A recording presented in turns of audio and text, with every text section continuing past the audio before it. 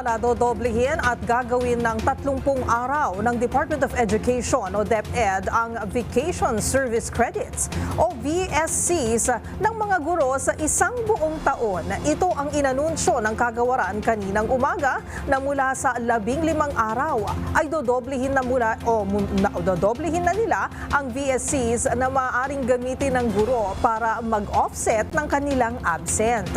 Mag-uulat si Edniel Parosa. Dinoble ng kagawaran sa edukasyon ang Vacation Service Credits o VSCs ng mga guro sa buong taon.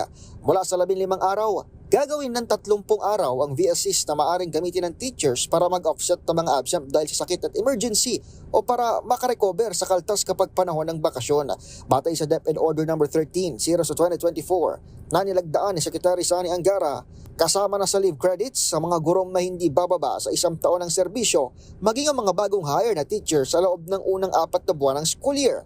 Maliban sa karagdagang vacation service credit, binago rin ni Angara ang kalkulasyon ng dagdag na VSCs depende sa overtime ng mga guro. Bawat oras na extra trabaho sa isang school day, madadagdagan na ng 1.25 hours ang VSC habang 1.5 hours naman ang dagdag credit tuwing holiday.